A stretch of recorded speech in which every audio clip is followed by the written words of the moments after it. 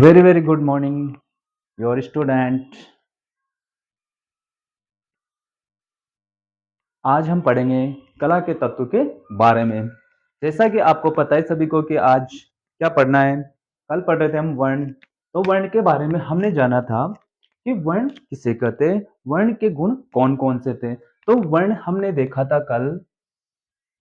वर्ण क्या है, व्हाट इज दिस वर्ण। वर्ण को हमने माना था प्रकाश का गुण। वर्ण क्या था, प्रकाश का गुण। हमने माना था वर्ण को प्रकाश का गुण। फिर उसके बाद में देखा था हमने कि सूर्य की किरणों में कितने वर्ण होते। सूर्य की किरणों में 7 वर्ण होते। 7 वर्ण होते। अब 7 वर्ण को हमने एक सूत्र बताया था, उसका नाम क्या था, उसका नाम था विबग्योर। क्या नाम था, विबग्योर। वी का मतलब वायलेट, और आई का मतलब इंडिगो, बी का मतलब ब्लू, और जी का मतलब ग्रीन, और वाई का मतलब येलो, और ओ का मतलब ऑरेंज, और आर का मतलब रेड कलर हमने बताया था। ठीक है। तो आज हम फिर उसके बाद में देखे थे हमने वर्ण के गुण, कि वर्ण के गुण कौन कौन से होते थे। वर्ण का गुण होते हैं, वर्ण के 3 गुण होते हैं।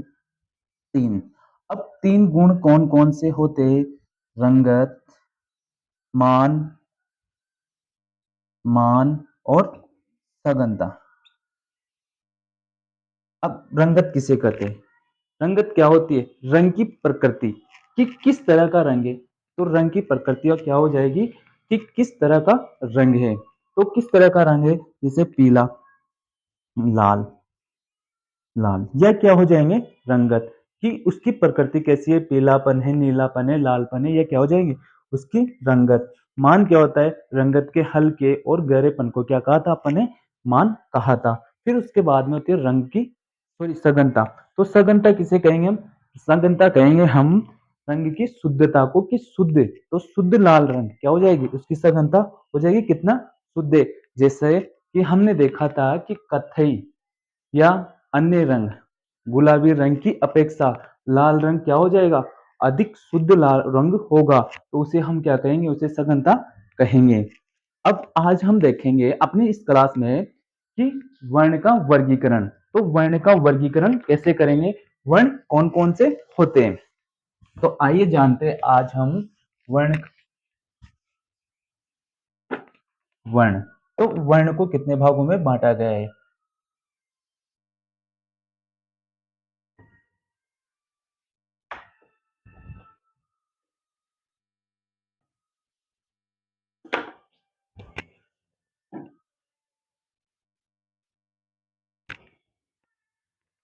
हाँ, तो वर्ण का वर्गीकरण, वर्ण का वर्गीकरण, कि वर्ण का वर्गीकरण कितने भागों में किया गया है। तो विभिन्न विभिन्न वर्ण प्रयोग के आधार पर हम वर्ण को निम्न वर्गों में बांट सकते हैं। तो सबसे पहले हम पढ़ेंगे प्राथमिक वर्ण। वर्ण, तो प्राथमिक वर्ण या इसे हम कह सकते हैं मुख्य वर्ण। मुख्य वर्ण, तो अब मुख्य वर्ण कौन से होंगे, तो मुख्य वर्ण कौन से हो जाएंगे, मुख्य वर्ण होते हैं जो जो किसी मिश्रण की सहायता से नहीं बनाए जाते हैं। ऐसे वर्ण जो किसी मिश्रण की सहायता से नहीं बनाए जाते उसे कौन सा वर्ण कहते हैं। ऐसे वर्ण जो किसी वर्ण की सहायता से नहीं बनाए जाते जाते बल्कि इनकी सहायता से अन्य वर्णों का निर्माण किया जाता है। अन्य वर्णों का निर्माण किया जाता है, तो उसे क्या कहते हैं, उसे हम मुख्य या प्राथमिक वर्ण कहते हैं। अब मुख्य रंग कौन कौन से होते हैं, मुख्य वर्ण होते हैं 3। कौन से होते हैं, अब 3 मुख्य वर्ण कौन से होंगे, 3 मुख्य वर्ण वो होते हैं, 3 मुख्य वर्ण लाल, पीला और नीला। लाल, पीला और नीला, जिसको भी प्राथमिक रंग या मुख्य वर्ण याद हो गए, मान लो उसको सारे रंग याद हो जाएंगे, क्योंकि जितने भी रंग है वो किससे बनेंगे? प्राथमिक रंग के मिश्रण से बनेंगे। तो प्राथमिक रंग ऐसे वर्ण जो किसी अन्य वर्ण की सहायता से नहीं बनाए जाते, परंतु इनकी सहायता से अन्य वर्णों का निर्माण किया जाता है, उसे हम प्राथमिक वर्ण कहते हैं या मुख्य वर्ण कहते हैं। ये कितने होते हैं? ये तीन होते हैं, लाल, पीला और नीला। आई बात समझ में? अब आगे पढ़ेंगे हम द्वितीयक वर्ण।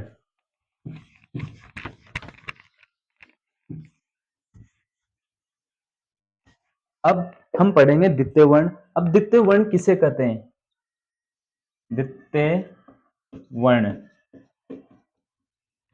अब आइए देखते हैं हम द्वितीयक वर्ण। वैसे पता है सबको कि द्वितीय वर्ण कौन कौन से होते हैं। दो प्राथमिक वर्णों के मिश्रण से निर्मित वर्ण क्या कहलाएंगे?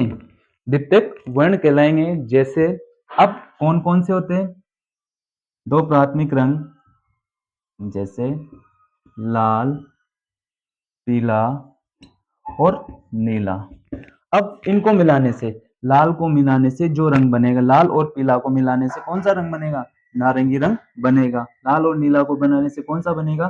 बैंगनी रंग बनेगा। तो ये हो, फिर नीला और पीला मिलाने से हरा रंग बनेगा। तो ये कौन से रंग हो जाएंगे?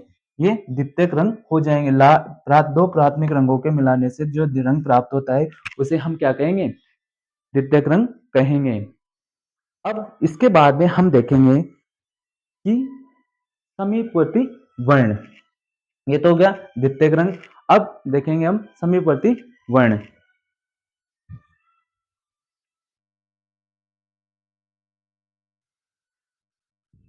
अब समीपवर्ती वर्ण कौन कौन से होते हैं? अब ये समीपवर्ती वर्ण कैसे बनते हैं? तो समीपवर्ती वर्ण वो होते हैं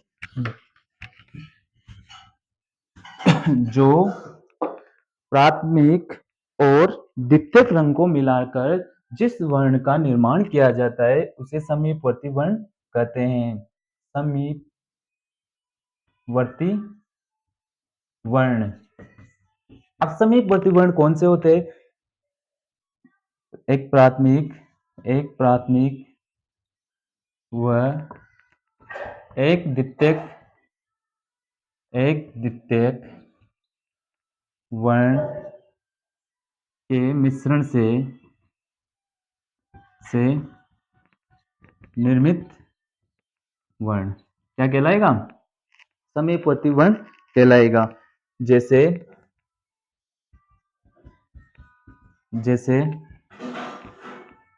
लाल, पीला, नीला। लाल और पीला मिलाने से नारंगी और हरा और नीला, ये लाल मिलाने से बैंगनी रंग का निर्माण होता है। तो कैसे? समीपवर्ती वर्ण एक प्राथमिक और एक द्वितीयक रंग को मिलाने से, जैसे लाल और नारंगी को मिलाने से जो रंगत प्राप्त होगी उसे हम क्या कहेंगे? समीपवर्ती वर्ण कहेंगे। उसी प्रकार लाल और बैंगनी मिलाने से जो रंगत अपने को प्राप्त होगी उसे हम कौन सी रंगत कहेंगे? उसे हम कहेंगे समीपवर्ती वर्ण कहेंगे। उसी प्रकार एक प्राथमिक और एक द्वितीयक रंग मिलाने से जिन वर्ण का निर्माण होता है उसे समीपवर्ती वर्ण कह सकते हैं।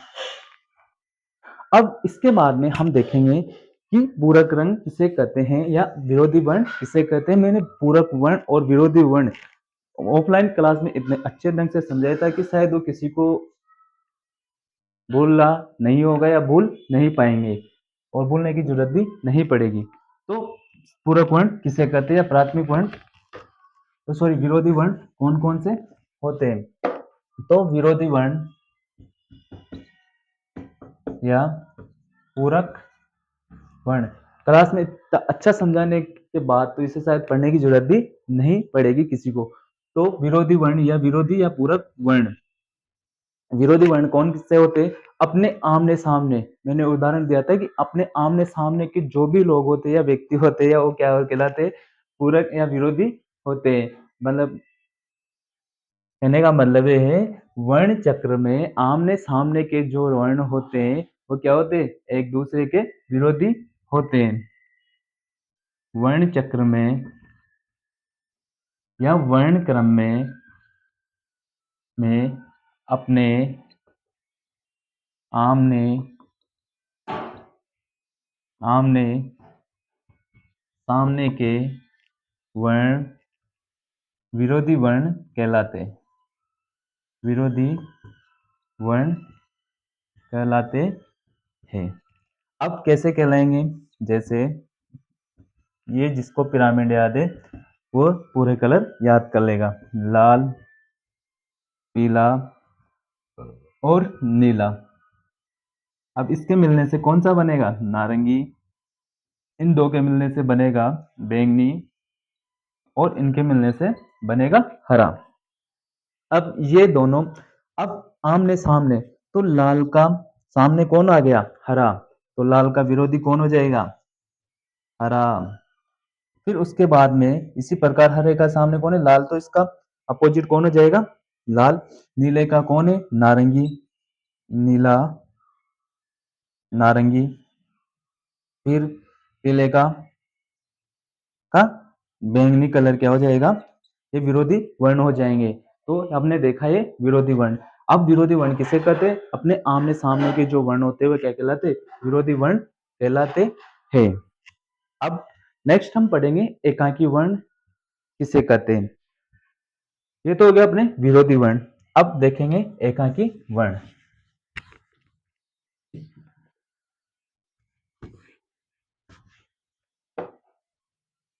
एकाकी वर्ण। अब एकाकी वर्ण किसे कहते हैं? एक ही रंगत की विभिन्न रंगतों को एकाकी वर्ण कहा जाता है। एक ही रंगत की विभिन्न रंगतों को क्या कहेंगे? एकाकी वर्ण कहेंगे। एक रंगत कैसे? जैसे लाल की अलग अलग रंगतें हो सकती है, जैसे हल्का लाल, गहरा लाल, मध्यम लाल। तो ये क्या हो जाएगा? एक ही वर्ण की विभिन्न रंगतों को क्या कहेंगे? एकाकी वर्ण कहेंगे। एक ही वर्ण की विभिन्न रंगतों को एकाकी वर्ण कहते हैं। कैसे? जैसे हल्का लाल, गहरा लाल, ये क्या हो जाएगा? एकाकी वर्ण हो जाएंगे। फिर इसके बाद में हम देखेंगे उष्ण वर्ण। उष्ण वर्ण। अब उष्ण वर्ण किसे कहते हैं? उष्ण जो रंग तीव्र और देखने में जिसे अधिक देर तक नहीं देख सकते, ऐसे वर्ण जो तीव्र होते हैं, जिन्हें अधिक देर तक नहीं देख सकते हैं, इसे हम क्या कर सकते हैं? उष्ण वर्ण कहते हैं। इसमें अब कौन कौन से रंग आते हैं? जैसे पीला, लाल और नारंगी। ये किसमें आ जाएंगे? उष्ण वर्ण में आ जाएंगे। ऐसे वर्ण जो तीव्र होते हैं और अधिक देर तक नहीं देख सकते हैं, उन्हें कौन से वर्ण कह सकते हैं? अपन उष्ण वर्ण कहलाते हैं। जैसे पीला, लाल और नारंगी, ये तो हो गए उष्ण वर्ण। अब इसके बाद में हम देखेंगे शीतल वर्ण। शीत वर्ण या ठंडे वर्ण। ऐसे वर्ण जो आंखों को शीतलता प्रदान करे। ऐसे वर्ण जो आंखों को ऐसे वर्ण जो आंखों को शीतलता प्रदान करें, उसे हम क्या कहते हैं? शीतल वर्ण कहते हैं या ठंडे वर्ण कहते हैं। जैसे नीला, हरा और बैंगनी, ये किसमें आ जाएंगे? शीतल वर्ण या ठंडे वर्ण में आ जाएंगे। ऐसे वर्ण जो आंखों को शीतलता प्रदान करे या सुकून प्रदान करता है, ये कौन से वर्ण कहलाते? ठंडे वर्ण कहलाते या शीतल वर्ण कहलाते। इसमें आते हैं नीला, हरा और बैंगनी। तो ये अपने हो गया वर्ण खत्म। तो हमने देखा था वर्ण में वर्ण की परिभाषा, वर्ण के गुण, वर्ण का वर्गीकरण। वर्ण के वर्गीकरण में हमने देखे एकाकी वर्ण, प्राथमिक वर्ण, मुख्य वर्ण, द्वितीयक वर्ण, समीपवर्ती वर्ण और पूरक वर्ण और एकांकी वर्ण। फिर देखे थे अपन ने उष्ण वर्ण और शीतल वर्ण। अब आगे जो नया चैप्टर पढ़ेंगे वो नेक्स्ट क्लास में पढ़ेंगे।